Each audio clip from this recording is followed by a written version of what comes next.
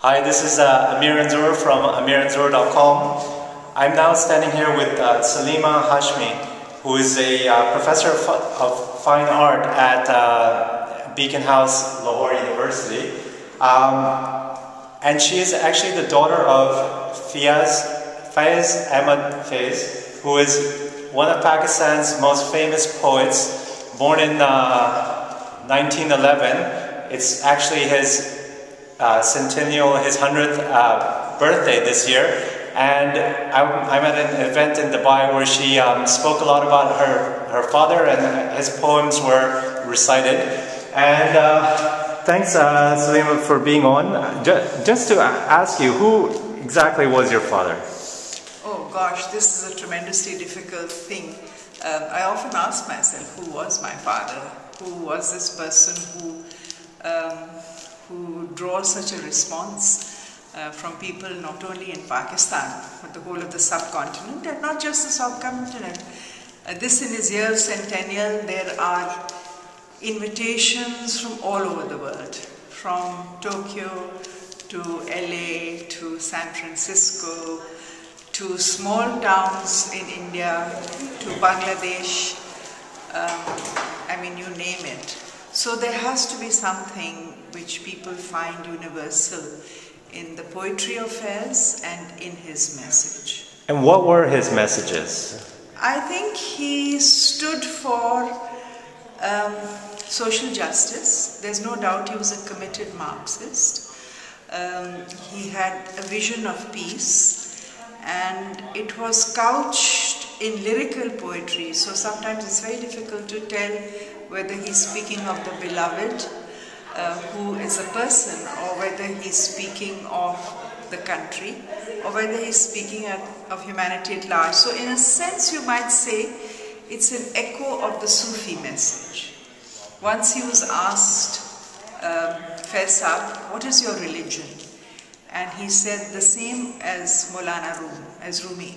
So the person who was wanting him to say that he was irreligious said, and what was Maulana Rum's religion?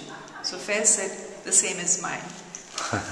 Okay, and so how did he come into being a poet? I mean, how does one start?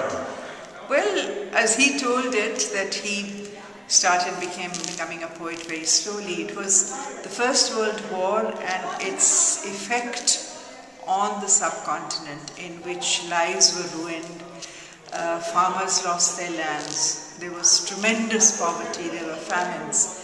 And for a very sensitive young boy growing up in Punjab, in Sialkot, somehow he turned to poetry, as in fact did a lot of thoughtful people in his generation, and I think just generations since then. That's how poets and musicians and artists are made. And then, as happens, as he tells it, he first fell in love, and his love poetry followed. But that is also when he met people who were fighting for freedom in the Indian subcontinent, but also looked to the Great October Revolution as a sign of far more dramatic social and economic change. And that's where the poetry starts becoming political.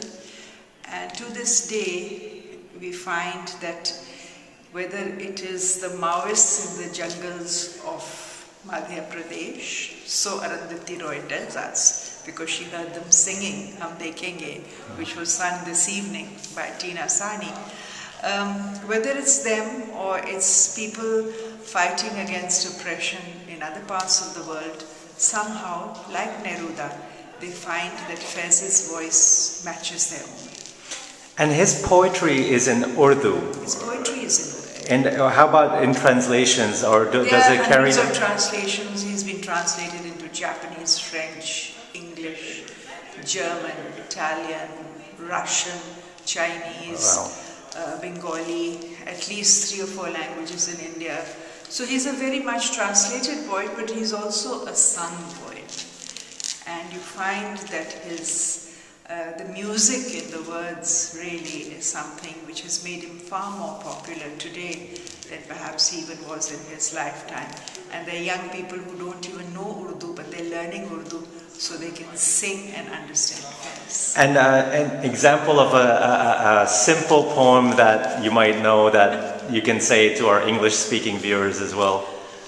Bol ke lab azad hai tere, which was sung this evening as the last number, says the words roughly in translation are speak because your lips are free.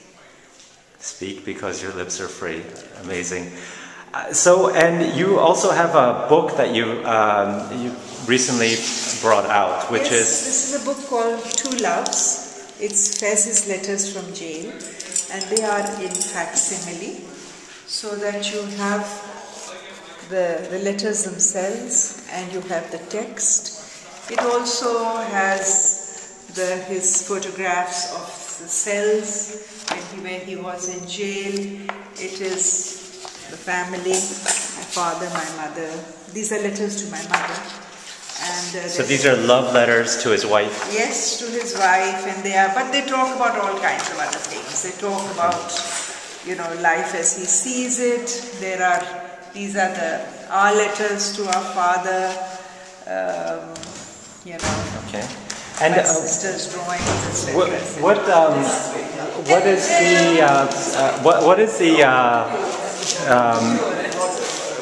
Where can people check out more information about this? It's published in Lahore, but it is available, and it's mailed by the publisher. Available all over the world, which is now its way. Perfect, and they can find out information about him on the internet and on YouTube. There's lots of Faiz on the internet. Okay, great. Thank you very much for your time. Thank you. Thank you. Bye.